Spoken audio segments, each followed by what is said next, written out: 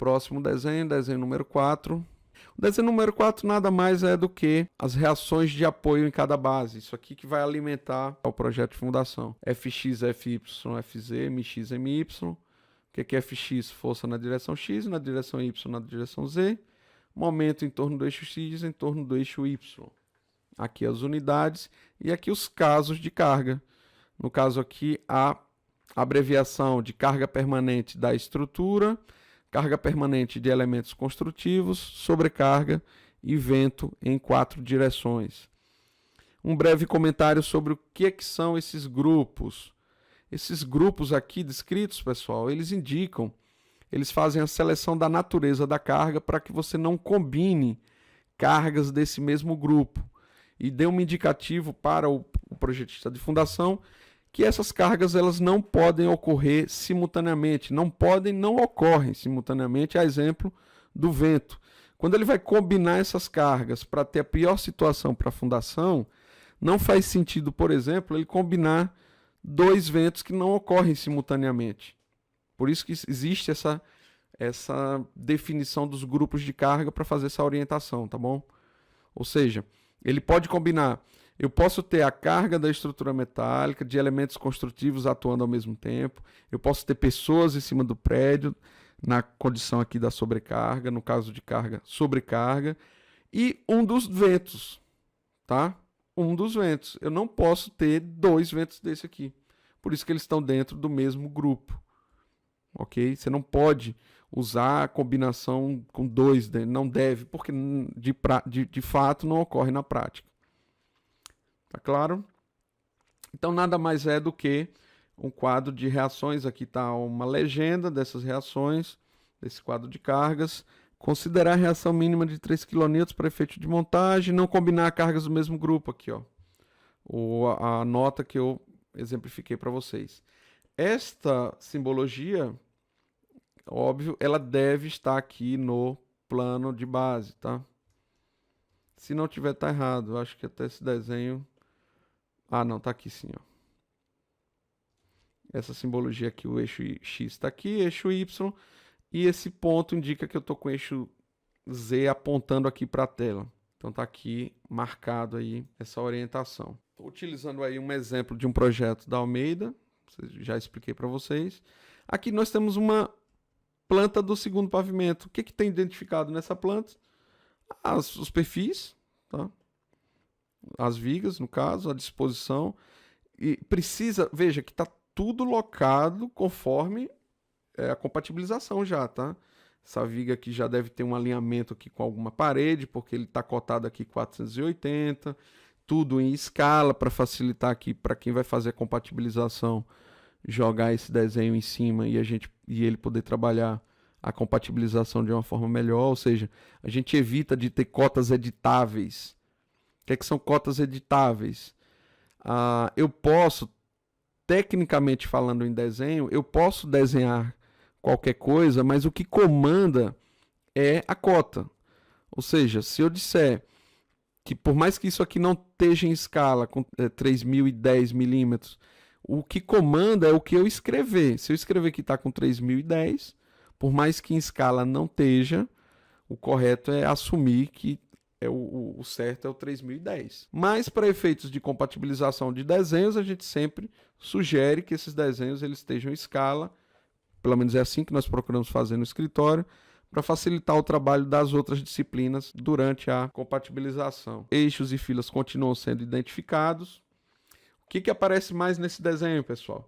Identificação do lançamento das lajes steel deck, o lançamento da forma. Qual o sentido do vão portante aqui do steel deck? Ele está identificado aqui, ou seja, a maior inércia, o lançamento da folha vai se dar nesse sentido aqui. Eu trouxe um modelo, acho que a gente pode ver até isso, ó. Pessoal, o que é o vão? O que é o vão? O vão que a gente está vencendo, que eu estou comentando com vocês aí, ó. É esse vão aqui de lançamento dessa chapa, dessa placa que é o steel deck. Ou seja, naquela posição que nós estamos visualizando, a gente está visualizando mais ou menos aqui assim, ó. Deixa eu tentar colocar aqui por cima. Eu estou vendo esse vão de lançamento aqui, ó. Onde tem esses conectores, que eu vou explicar depois o que são. Eu tenho vigas aí embaixo. E aqui estão as placas, que são essas placas da laje Steel Deck, da forma do Steel Deck. Voltando para o desenho, é esse vão aqui, ó. Tá? Eles estão lançados exatamente aqui na mesma posição desse modelo que eu estou mexendo, ó. Da esquerda para a direita aqui nesse sentido. Eu tenho aqui esse lançamento, ó, dessa folha. O vão portante está nesse sentido aqui. Já que eu abri o modelo, vamos ver aqui uma ligaçãozinha da emenda. Ó. Aquela emenda que eu mostrei para vocês lá no desenho da perspectiva. Nesse pavimento aqui a gente tem algumas emendas. Ó. Vamos nessa aqui, tá mais bacaninha. Ó. Ó que interessante isso aqui. Como essa placa, esse pilar, ele tem o flange mais robusto, né, mais espesso, e o pilar de cima um flange menor. O que a gente precisa fazer quando vai fazer essa conexão? Essa emenda, chamada emenda por talas. A gente precisa colocar uma chapa de enxerto aqui, ó. Uma chapa de enchimento aqui para complementar a diferença desses flanges, ó. Ó que bacana. Ok? Esse pilar verde aqui é o que vem de lá de baixo. Esse amarelo é o que dá sequência, mas eles têm flanges com dimensões diferentes. Então, colocamos uma chapinha aqui para complementar e calçar aqui essa emenda. Ok? Vamos lá voltar para o desenho. A identificação dos perfis, cortes, detalhes. Nesse desenho aqui a gente tem muito detalhe, pessoal, exatamente mostrando essa folha do deck e a disposição e os offsets dessa folha. Aqui os balancinhos que estão passando. Se a gente for olhar aqui em planta, essa linha tracejada amarela no desenho, ela está identificando o pequeno balanço aqui que a gente tem nessa laje. Tá? Como que a gente faz esse balanço? Cada corte desse aqui está identificando exatamente aquelas situações daqueles balanços. Ó. Corte 8. Então, aqui está identificado a plataforma, o pavimento, e aqui todos aqueles cortes com várias situações, identificando para o executor a posição do balancinho, o que ele vai fazer para resolver. Nessa situação assim do corte 1, por exemplo, a placa, aquela chapa, ela está passando em balanço, por quê? Porque é o sentido portante dela, ela resiste a esse pequeno balanço. Quando ela não está passando assim, ó, geralmente o que a gente precisa? Nesse outro sentido, ela precisa de um escoramento aqui. Geralmente pode ser metálico, pode ser de madeira. Ela precisa desse escoramento aqui, ó, na viga metálica. Vamos lá para o modelo 3D. Eu estou na situação que ela passa em balanço, no sentido do vão portante, que é esse aqui, então ela suporta. Quando ela não passa, que é o outro sentido aqui, ó, eu estou com uma chapa de enchimento, vou encher isso aqui de concreto e vou escorar aqui esse ponto aqui embaixo. Aqui embaixo, tá? É aqui que eu vou escorar, ó. É aqui que eu vou fazer esse detalhe, porque ele está no vão, no sentido diferente. Outros elementos aqui que estão aparecendo nesse desenho, arremate de laje, essa pecinha aqui a gente coloca para poder fazer o enchimento do concreto e arrematar. Aqui são peças acessórias também, esse complemento do deck, para fazer esse volume aqui. O deck não vem até aqui. Isso tudo deve vir no projeto executivo. E nós não estamos falando aqui do projeto de armaduras do Steel Deck. Tá? Todos esses detalhes devem conter no projeto executivo da laje, que é esse caso aqui que a gente está mostrando. Lembrando que isso aqui não é o projeto ainda, que também é necessário, das armaduras do Steel Deck. Pode ser assunto para um outro encontro nosso. Beleza? Então aqui estão todas aquelas situações, pessoal. Cada corte desse aqui é uma situação estudada já. E também outro detalhe, um projeto executivo bem detalhado, ou seja, que ele está prevendo várias situações.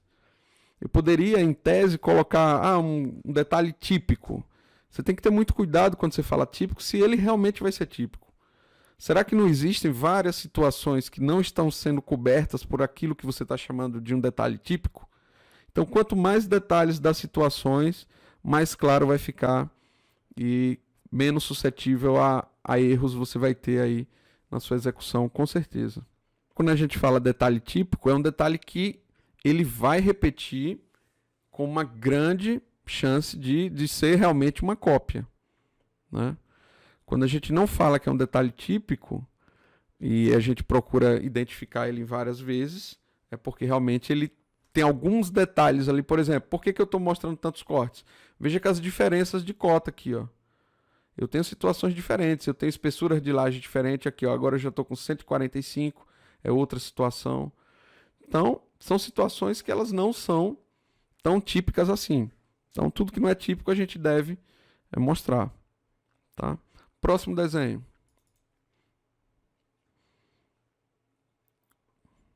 Mais um desenho de plataforma, mesma situação, mostrando outras situações de cortes e arremates da própria laje, os balancinhos que ela está passando, o contorno da própria laje. Aqui, mesmo tipo de informação, perfis, os eixos, filas, não tem muito mistério aqui nessa parte. Identificação do vão de lançamento do Steel Deck. Ver se eu acho alguma coisa interessante para comentar com vocês. Aqui é apenas uma nota que a gente colocou aqui para segurar. Essa é uma terminologia que aguardar, né? Uma terminologia herdada aí, o pessoal do Sudeste utiliza muito, o hold, que nada mais é do que aguardar que isso não tem uma validade ainda agora, né? Isso aqui está em estudo, então compatibilizar com o projeto de concreto. Vamos lá, finalizando aqui os desenhos. Aí agora já é um desenho diferente. O que é esse desenho? Um desenho de fila. Pegamos uma fila lá, no caso a fila A, uma fila lá do modelo, né, do desenho do projeto, e marcamos aqui as elevações. Como disse até no primeiro encontro, as elevações, todos os desenhos de estrutura metálica são feitos em milímetros e as elevações indicadas em metros. E aqui referenciados com certeza em relação ao nível do mar, né? Essa cota.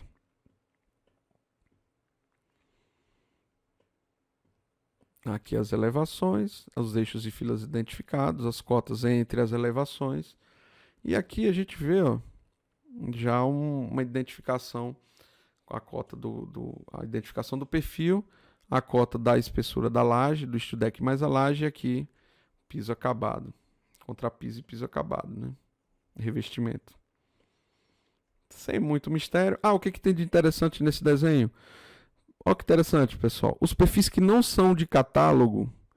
O que são os perfis de catálogo? Esses aqui são perfis de catálogo da série W da Gerdau, que a Gerdau comercializa aqui no Brasil. Por exemplo, o W410x38 é um perfil de prateleira da Gerdau, que tem as suas definições lá de medidas já no catálogo. Os perfis que a gente utilizou como soldados, que aqui a gente chama de perfil soldado, nesse exemplo aqui 700 por 400 por 25 por 12,5, o ideal é que a gente desenhe esse perfil, tá? Você desenha o perfil e indica qual que é a solda para esse perfil. Ou seja, 700, um perfil de 700 de altura, 400 de largura e os flanges com 25 milímetros. E a alma, chapa de 12,5, aqui arredondada também, seu valor para valor de 13. Mas comercialmente é uma chapa de meia polegada, 12,5. E aqui está a solda, né? A identificação da solda. No caso aqui desse perfil, solda de 8 milímetros de um lado e do outro lado também. Ok? E aí todos os perfis soldados que nós utilizamos na obra, eles estão descritos aqui, ó. Olha esse perfil aqui, diferenciado, é um perfil reforçado com dois perfil T de um lado e do outro, formando esse perfil em cruz aqui. É um PSE, perfil soldado especial, de 700 por 301 kg por metro. Quando você vê só um número assim, você desconfia já que essa nomenclatura ela está simplificada para o valor de peso por metro linear. E aqui em cima a gente está descrevendo cada medida. Primeiro a altura, depois a largura do flange, espessura do flange e espessura da alma. Lembrando que a alma é esse elemento aqui do meio. Ok? Mais um desenho. Estamos finalizando já. E aqui, só para lembrar para vocês, o flange também, quando a gente fala flange, a gente também, além da terminologia flange, a gente tem também a terminologia mesa, né? É flange ou mesa do perfil. Mais um perfil de elevação, sem segredos aqui nessa... Os próximos desenhos aqui são perfis, são as identificações das filas, então eu vou pular para os últimos. Ah, não, calma. Calma que esse aqui é interessante. O que tem de interessante nesse desenho? Nada mais do que o núcleo aqui de contraventamento, a rigidez do edifício, pessoal. Tá aqui nessa fila E, né? Um dos pontos, né? Lembra que quando eu estava em planta lá, a gente identificou em planta os panos que estavam contraventados? Esse aqui é um deles, na fila E. Tem aqui todo o sistema de contraventamento. Estamos utilizando perfis, mesmo perfil I, da série W, para fazer o contraventamento com esse formato aqui, ó. Então, de baixo até em cima, essa torre contraventada, que é exatamente o que dá estabilidade para o prédio, estabilidade para a edificação, estabilidade global da edificação, no caso aí desse prédio, está sendo garantida via sistemas de contraventamento, que são esses aqui, em algumas filas e alguns eixos, né? Esse não é o único, tá? Fazendo a concepção dessa forma, a gente permite que esse núcleo sendo rígido, de fato, contendo os esforços horizontais e garantindo a estabilidade global da estrutura, a gente tem a vantagem de todas as outras conexões. Por exemplo, a gente fazer conexões simples, rotuladas, onde a gente não precisa de aporticar mais a estrutura, de criar rigidez em outros pontos das estruturas, já que toda a rigidez do nosso prédio a gente está concentrando nesses núcleos contraventados. Vamos abrir a planta lá rapidinho. Aqui, ó. Geralmente a gente coloca o núcleo em caixa de escada. Aqui, ó, caixa de escada e de elevador, tá? Por quê? Porque são paredes cegas, né? Paredes que a gente não tem aberturas, a gente não tem necessidade de passar ali. Os contraventamentos são elementos que fazem que bloqueiam ali a passagem mesmo, né? Interrompem de certa forma. Então a gente procura locar esses contraventamentos em regiões de paredes cegas ou paredes que não têm aberturas, né?